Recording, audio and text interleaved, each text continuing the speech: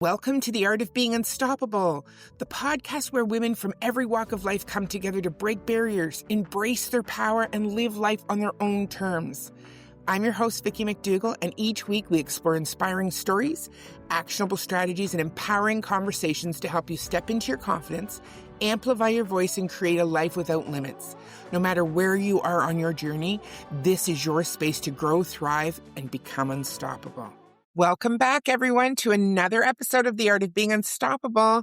And I am visiting with Lindsie today. Lindsie is a pretty phenomenal woman. She's a nurse, a health coach, and she's an author. And I think that this is something that women really need to hear more about. And it's working through the diagnosis when they're told they have a specific illness or disease, and knowing how to handle it, and that you have options. So Lindsie, welcome. Thank you. Thank you. I'm so happy you're here today. Yes. Thank you. So you tell me a little bit about yourself. I know that you were a nurse and you worked in the ER for quite some time, and then something shifted in you. So want to tell us a little bit about that? Yeah. So, God, I could go back. I could go back a little ways. No, I mean, even when I was in high school, I was very just kind of like academically focused and then career focused. And like in my mind, it was, teacher, nurse, doctor. Well, I settled on nurse. So I went right into nursing school out of high school, right into college. But even in high school, I was fortunate, very fortunate. It was a co-op program. So my junior and senior year of high school, I became a nursing assistant. So there were actual classes during the day that I took, got my certification to become a nursing assistant, and then Monday through Friday from 3 to 6 in the afternoon after I got done with school, I went right to the hospital. I worked.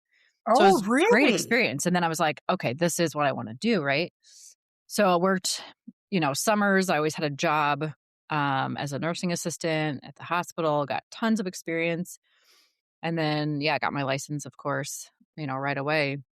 So I was like almost 20 years altogether between my nursing assistant career and nurse, just, in healthcare. And That's pretty incredible. it got to a point. Yeah. Yeah. I mean, like I said, I was very fortunate, with where I was in Indiana that I had that experience. And I was so ahead of people in nursing school, the bedside piece at least. So I always knew that I wanted to help people, that I was just passionate about helping people. Yeah. Helping people heal, and feel better. But there came a point in my nursing career, I just didn't feel like I was doing that anymore. It was a lot of do more with less, I felt like is what it kind of came down to. And then I was even on the administrative track, and I couldn't sit in an office and tell my coworkers and my colleagues to, my peers to do all these things when I knew it wasn't possible. I was in the ER, so granted it's a different beast, but Absolutely. it's a lot of it's a lot of numbers. It's get them in, get them out, but make sure they also feel like you care about them and hold their hand for a minute, while they're here. And I didn't believe in that anymore. And I was, again, very fortunate that my husband and I had the opportunity to open up a gym. So when I left nursing, I finally made a decision. I had fallen in love with a franchise, a gym, franchise concept for kickboxing that I absolutely loved. And I think more than just the workouts, even, I love the community aspect of it. And I was like, this is a great way to help people. And I was always the fitness freak. So I was like, I got to do something like this. So so my husband and I, next thing we know, we're opening a gym. And I left nursing. And people would ask me, for the first few years when we had the gym, they're like, would you go back? Before they could even finish the sentence, I was like, nope.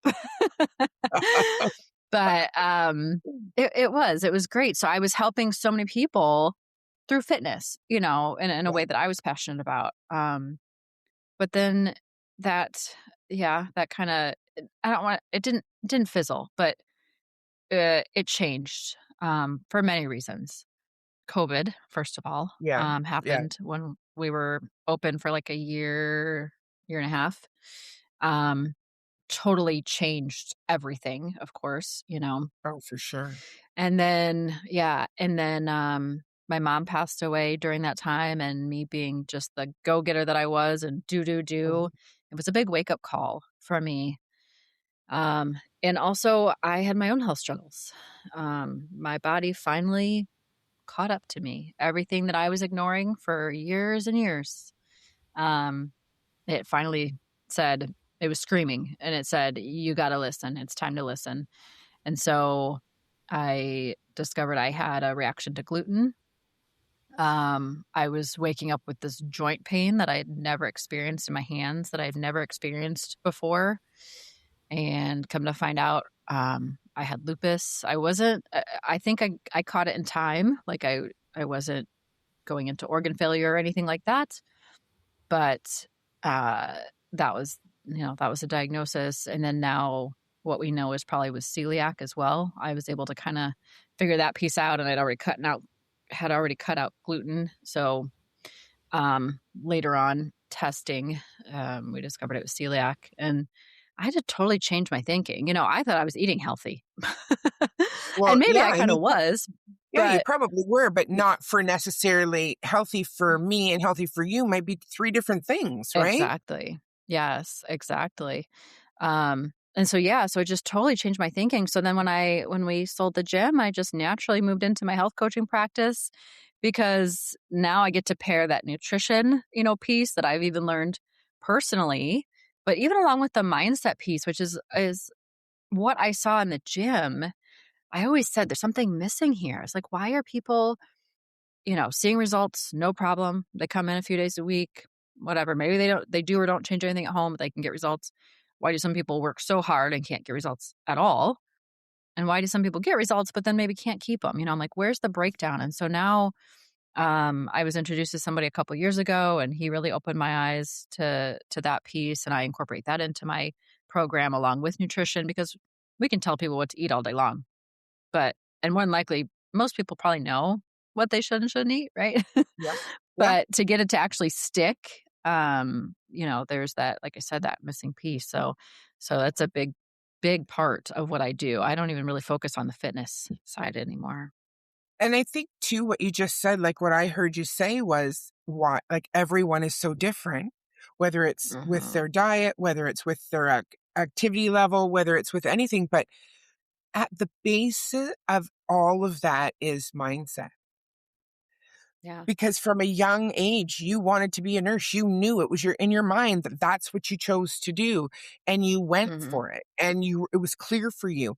But you had that path that really helped you with being able to do that in junior and senior high school, and being able to actually live it a little bit more than some, Yeah. and now we're telling our kids at 17, decide what you want to do, and they're like, well, I don't have a clue, because they love all kinds Yeah. of things, but they're not necessarily passionate about them, right? Mhm. So you Yeah. found that Yeah. passion, but you also took it a step further, because I think from what I heard from you too, is you said like when you started feeling sick and you were taking care of yourself, but you were ignoring other signs, Mhm. right? Yeah. And as Yes. women, Yes. we we have to, right? We do. That's what we do. Yep. We keep moving. We keep going. We're busy, and we can't, like, you had patients at the hospital, so Mhm. you didn't have time to take care of yourself properly. If there was 5 people waiting, you weren't going to Yeah. take your lunch if you needed to take care of those 5 Oh, yeah. people. Yeah. Oh, yeah, I can't tell you how many lunches were missed, how many I I think my bladder got trained to just not go for, 10, 12 hours, Yeah, because that's sometimes how long it would be, like an entire shift sometimes with barely going to the bathroom. Um, yeah, and even looking back, I'm like, that was probably part of my breakdown, honestly. Just taking care of everybody else, do, on the go. And I yeah, would pick up shifts because I loved what I did, but I would pick up yeah, extra shifts. So it wasn't just 40 hours a week. Sometimes it turned into 50, 60 hours a week. yeah, And then on top of that, what I was doing to my body, when I was there working as well. And so, yeah. yeah, now my focus is women with PCOS. or polycystic ovary syndrome for those who may not know that term. But that's a lot of what I see. And sure, you could probably replace PCOS with just about anything, honestly, Yeah. because it comes down to listening to your body. And I was called, though, more to women with PCOS, I think partially from my nursing career and seeing what those women were experiencing, because we would see many women with it in the ER, and the doctors wouldn't even know what to do. And granted, that was from an emergency standpoint, but even just the stuff that they would tell me.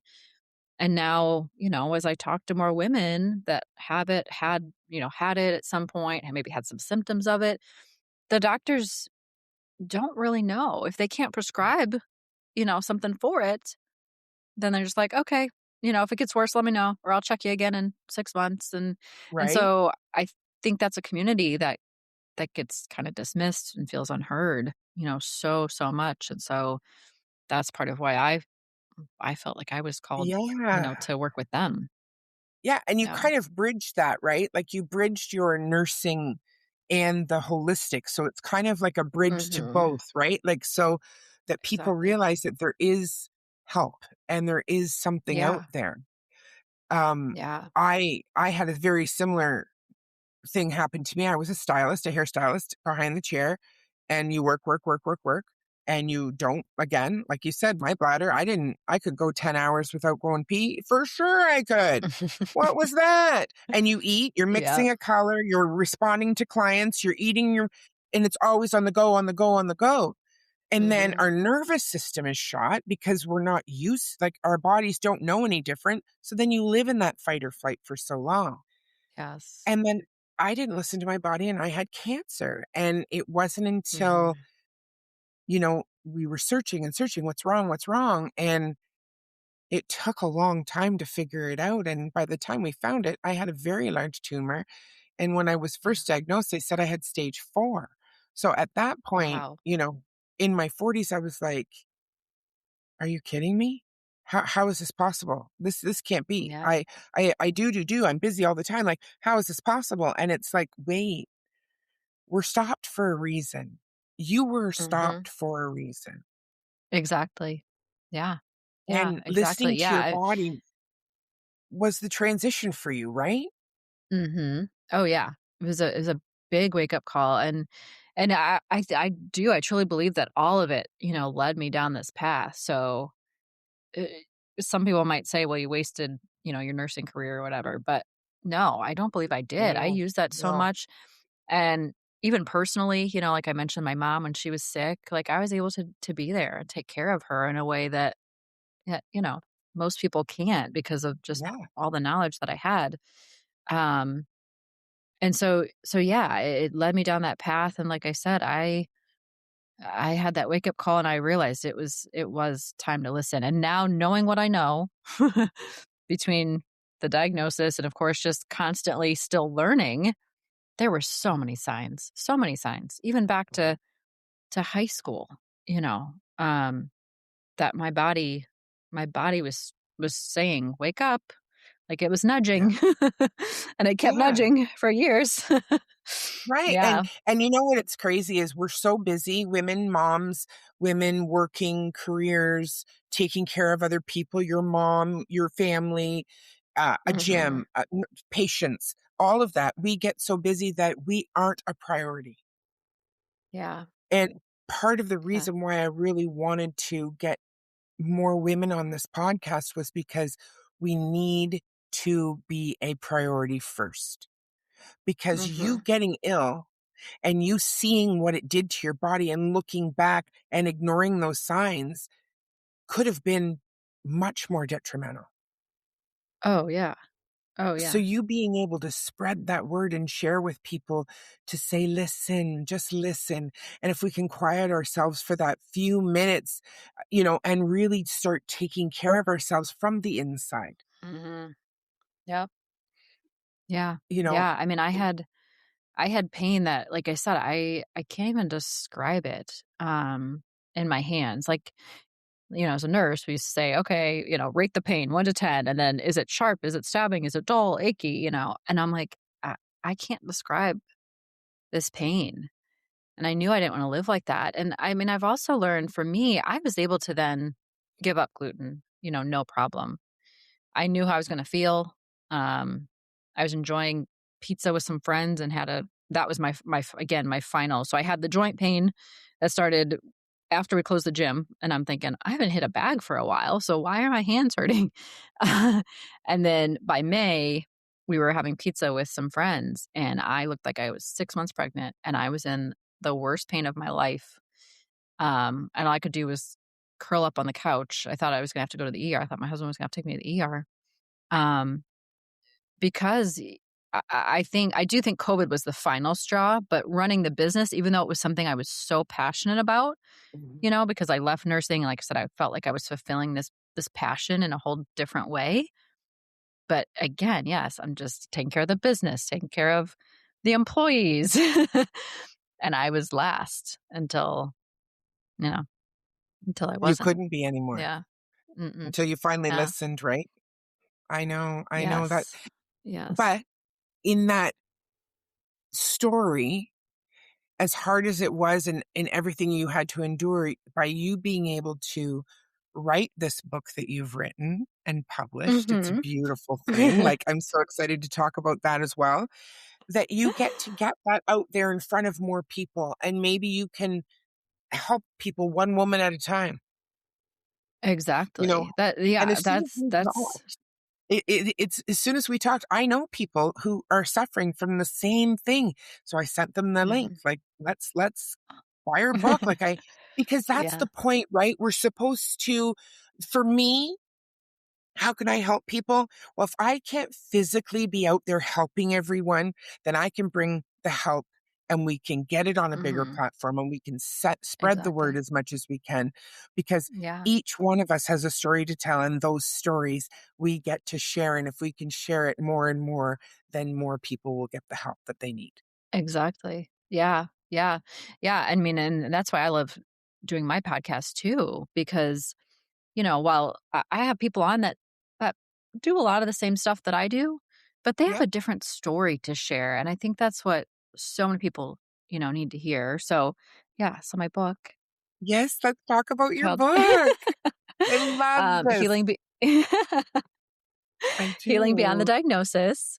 Um, and so, eh, yeah, like you mentioned, if I could help just one person, so whether that's with the book, with the podcast, and I do, I believe I'm doing that. And yes, I have clients as well, but I'm able to reach so many more people and in so many more, you know, across the country. Like it's Yeah. amazing seeing listeners in Africa and Helsinki and you Yeah, know, right?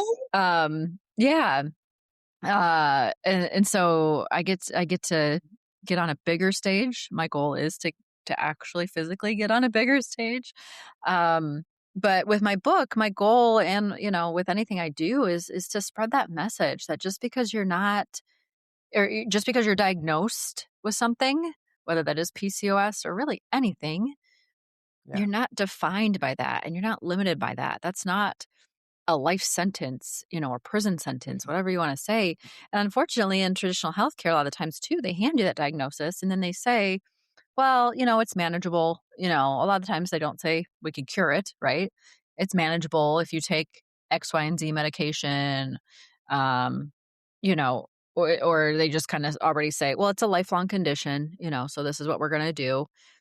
And it's already putting things in your head, right? But no, I do truly believe for myself, I've seen it that you can heal beyond a diagnosis. um, Absolutely. with whatever it is. And I think the mind plays a big, big role in that. Just accepting that you're not going to be living with this diagnosis, I think is the first step. Like knowing that you're not going to be, living with that you can heal. And healing might look different for different people. Yeah. There might be different degrees of healing, Yeah. and Yeah, that's for fine sure. too.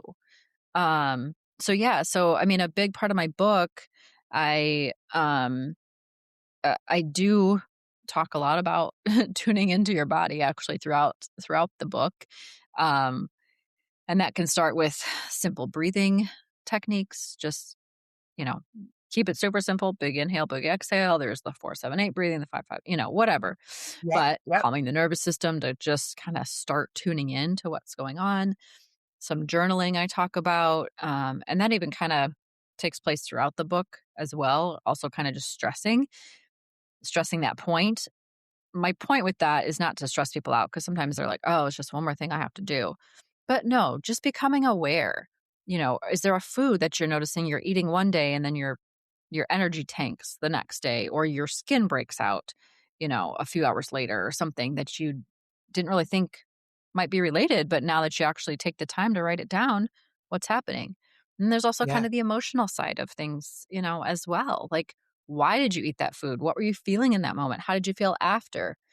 All that stuff. And then, yes, I do talk a little bit more about nutrition, but in the sense of adding versus subtracting, because I think whenever we start something, and I think as a society, we're almost conditioned. It's a diet, it's a whatever. Mhm. We start just removing stuff. Yep. And if you're not setting yourself up for success with flooding your body with some good nutrients, then you can remove all day long, but that's not going to do anything for you. No. And once your body No. starts realizing, oh, I like this stuff's actually good for me, it's going to naturally start eliminating the other stuff. I do talk about movement. I do talk more about stress and the nervous system. Um, I talk about being an advocate, for yourself, especially, Mhm. as a woman with PCOS. I think that's, super, super important as well. Sleep, of course, plays a role in Yep. all of that too. So, yeah, I kind of left it just general, I guess you want to say, because I could kind of see myself doing another book. Mhm. But I For wanted to just sure. kind of touch on, everything. I do also talk about some traumas that, that could be playing a role. There is a theory, I guess you want to say, behind loss and women that get diagnosed with PCOS. Um, and there's other forms of trauma that can also manifest physically and in different ways for different Yeah. women too. And so even just again tuning in, okay, what was going on when I was diagnosed? What do I need now? Did I process that grief or that trauma or whatever it is? Maybe that's something I need to work on. And I think that's all super, super important. And it's okay to work on it, and that's the difference, right? We don't Hmm. have to put on a superwoman cape every day and feel like we have to take on the world. We get Yeah. to take ourselves on first because we Yes. don't have to get to a stage 4 diagnosis. We get to find out early. Like, the earlier we Yeah. find things out, the better we can cope. But if you're Hmm. only like, you said some really they sound so simple, but even as you were saying them, I hear people saying, "Again, it's adding one more thing to my plate. Oh, then I have to do that. Oh, breathing. Oh, yeah, sure, that sounds easy." They aren't like, it isn't difficult. If it's going to Hmm. help you have a better day, be in a better place, why Yeah. wouldn't you want to? Yeah. I have people Yeah. say to me, "I don't like to journal." Okay, then don't journal. Take your phone and talk into it. You don't even have to write Exactly. things down anymore. Mhm. The point of it Yeah. is it's getting out. Don't leave it Mhm. in here and in here. Let it Yes. out. Whether it's Yes. talking to someone or whether it's reading your book or whether it's, Mhm. you know, finding a support group, whatever it is, there's help. And Yeah. we're not above that. Yeah. Yeah. Yeah. We're better together. We're stronger together. Mhm. And I'm learning so Mhm. much more just from, you know, listening to you talk and listening to your podcast and watching what you have to share because and then someone if I can't help that I know, oh, I know someone that can. And that's what this Exactly. is about, right? We get to Yeah. help each That's other and we get that's to help other people out to find that Mhm. person that would fit with them perfectly because it's hard Exactly. Yeah. and no It one should is. ever It feel is. alone. It is. And there's gonna be ups and downs along the way. Oh, I mean, all the time. even my journey, Yeah. it's granted it wasn't PCOS, but yeah, there's still and there were things along the way, and even now today, I'm so much more in tune with what's going on. I'm like, "Oh, that's different. What could be causing that?" I'm like instantly thinking, what's going on. Right. Um, yeah, Yeah, it's Now, super important I, that we start taking care of ourselves. We can't pour from an empty when cup, you know. no, we can't pour from an empty cup. And when you had COVID, like the COVID, when the COVID happened and then your mom passed away. I lost both of my parents too, and I know how difficult that journey can be. And like you said, Mhm. there's could be something else playing in the background of all of that. And grief we don't just lose them and then we're over it. It's been 4 years for No. me and I still am working through stuff. Yeah. It'll be Yeah. 5 years the end of this year, but it's, it's a process, the grief itself, but when we've Mhm. lost somebody, it's a huge process, but when we've lost a piece of ourselves, when we thought we were something and then we were told we are diagnosed with something, I feel like that's very similar in the Oh, yeah. emotional part of things. Not necessarily, it's not exactly the same, but the emotions that we go through when we're diagnosed or when we're told something like with PCOS, like you just said earlier, okay, well, this is going to be a lifelong thing. And this is, these are some of the things you can take, or this is what you can do. Mhm. When I had cancer, this is what you have to do. You have to get chemo. You have to do this. You have to do that. Yeah. There was all these have tos. Yeah. But what do I get to do? So you have merged the Exactly. holistic in with the medical. So how did you find that worked out for you in what you've been working on for your own health and with writing the book about PCOS? Yeah. So for me, I actually did not go the traditional route. I saw a functional medicine practitioner.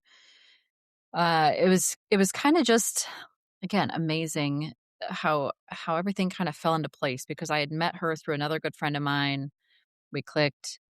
I was kind of like at that point, I was like, yeah, I should probably talk to you at some point. um, and so, I did and learned a lot about gut health as well and how that kind of probably played a big role in my symptoms. But I think because I knew that I knew what traditional healthcare was going to do, it was probably going to be, oh, you have acid reflux. Maybe they would have wanted to do a scope of some sort. But I think I knew deep down, like, what that would have looked like, and then go into, more doctor's appointments and specialists and all that stuff, and I knew I just to me, I wanted to get to the root of the problem. I didn't want Yeah. just a Band-Aid, which is what I did in the ER. Um, and you could say that literally or figuratively, but, Yeah. um but, I knew there had to be something deeper going on. And yeah, so that's a big part of the book too. And I have to watch myself sometimes even on my own podcast because I'm not trying to bash, traditional healthcare, but I think you have to know and accept that it's not the only route a lot of times. Like if you're going to take this medication, are you going to take it for the rest of your life? Or is that just kind of the bridge as you work on your diet and maybe move your body more and your stressors and your sleep and all that stuff? And so that's a lot of what I talk about, in the book as well. I do even the conversation with like GLP-1s, for example, because they're pretty big in the PCOS community. Um, and while I still think there's still a lot of side effects and still things you have to be conscious of, Mhm. they're great if they are that bridge for somebody that really truly needs it, if they're starting to do all the other things because they know that's how they want to live their life and not just be dependent, on that Yeah. medication. Um and so yeah, so that's a lot of like I said, I weave that conversation in throughout the book as well. And I will say too, kind of going back to the community aspect, like you were talking about, because I do talk about that a lot throughout the book. Um, you have to understand it has to be the right community. I'm part of Mhm. some Facebook groups that are focused on PCOS, and it's good for me to see as to what the conversations are, about. It's almost like kind of some research. But sometimes I have to be careful myself, even as somebody that doesn't have it, that I don't get sucked into the negativity, Yeah. Yeah. because it's a lot of, okay, I'm stuck with this, now what do I do? Or I've tried Mhm. this, and this because somebody told me to, and that's not working. And then of course all the comments just feed into that. And so I think too, for anybody listening, you also have to know that just because you join one community. If it doesn't feel right, that's fine. Then find your, Oh, totally. maybe it's not a big community. Maybe it's a person that you Yeah. can, that can kind of hold you accountable and just be your sounding board. And, whether that's a coach like myself or a friend, Yep. Yep. just to support Absolutely. you and help understand what's going on. And then learning how to have those conversations, whether that's with your provider or with, your family, your spouse, because they may not understand why you're starting to prioritize these things when it wasn't a Yeah. priority before. But if you start learning, like, for example, that your blood sugar drops, after you eat a carb heavy meal or, a certain breakfast, you're going to start changing that. Or maybe start understanding you need a little snack in between. And your family, your loved ones have to understand that as well. So Yeah. I think that's the other Yeah. piece with even the nursing background and what I'm doing today, to help kind of bridge all of that. And I love that you use that analogy. It is a bridge because there is no quick Mm, fix to anything. And mm-mm. if you, again, coming back to mindset, if we keep thinking the negative, negative, negative, and that's where we sit and we feed into that in a group, or we feed into that on Facebook, Yeah. wherever it is, socials, with your friends, with your family. Mhm. To be honest, people don't want to hear that. And Yeah. if I'm putting something out positive, the last thing I want to do is hear, and yes, we all have a story and we all have shit that's happened to us. We do. And I know that. Yeah. But I also know the only way to get to the other side is through it. Educating Mhm. yourself, talking about it, Yes. finding as much information out as you can, then making an educated decision, not just saying, Mhm. "Oh, I'm gonna do this because so and so said," or "That won't work because she Yeah. tried it and it didn't." No. Mhm. No. You Everybody's know, so you different. that's right, and you have the ability Yeah. to we have knowledge at our fingertips now. It's so much Oh, easier yeah. than it was 20 years ago, 30 years ago, and now it's all there. But you also have to remember that each person is still just as different as they were 20 or 30 years ago. We're all different. Yep. Yes. And my Yes. symptoms may be For different than sure. yours. I mean, we may have the same thing, but it doesn't mean that we're going to deal with it the same way, Yeah. mentally or physically. But your Yeah. mindset around it, if you don't prepare yourself and put it out there that this is what you want to feel better, you want to be better, you Mhm. want to do this for the best of yourself. You're not, it won't work. You can take all the medicine, No. you can take and you're still going to be in the exact same place as you were the day before. Yeah. Yeah. Yeah. I was having this conversation earlier with somebody, and, unfortunately, a lot of us finally make the changes when they hit that pain point, right? Yeah. That was Yeah. me. I Yeah. hit my breaking point when we should be doing it more for pleasure because we know we're going to feel better. We're thinking about it and then we're like, okay, we're going to try this. We're feeling better. We're going to keep going, right? But unfortunately, that's not the way it works. It takes that pain point, that breaking point for a lot of Yeah. people to have that Yeah. wake up call and finally make changes. And for some, it might take a couple pain points, Yeah. before they finally make the change. And I think as women, especially because we are so do for everybody, we ignore that. But yeah, it's I think, like I said, you have to start listening now. You Yeah. do. Yeah. Before you Yeah. get to that diagnosis that it looks like there is no turning back from. Yeah. Yeah. And I know that I made some choices when I found that I had cancer, that I did both. I did both, um, traditional medicine, and I did Mhm. saw a naturopath, and I did a lot of, unconventional things, but I truly believe that it all helped me get through that Exactly. Yeah. and get on the other side of it for Exactly. sure. Yeah. But that I was love my hearing choice, stories and like and that. yeah, and you can only share what your story is. I don't have judgment to anybody who chooses to do either or. It's totally your Mhm. choice. But I still think that gathering the information and allowing yourself to get quiet and hear that voice what do you want? Not what does your husband want or your friends or anybody else, but what Exactly. feels good in your body Yeah. to make Yeah. these changes. And it's, yeah, and it's kinda like that, the Walt Whitman quote, right? Or if you're a Ted Lasso fan, you've probably heard it in there, but, the be curious, not judgmental, and you have to do the Yeah, same thing because, yeah, it might be easy to say, "Ugh, why have I been treating my body like this for so long?" And then you kinda get into that judgmental part of it, yeah, but no, just be curious. yeah, Leave the judgment aside. yeah, This is your first step, in making some changes. So just start understanding, what's been going on in your body and start listening. for sure. I love that. Mhm. And I love that you have written a book, and I love that you're probably going to be writing another one, and you're on this mission to share and help women see that it is beyond the diagnosis. There is healing beyond Mhm. that.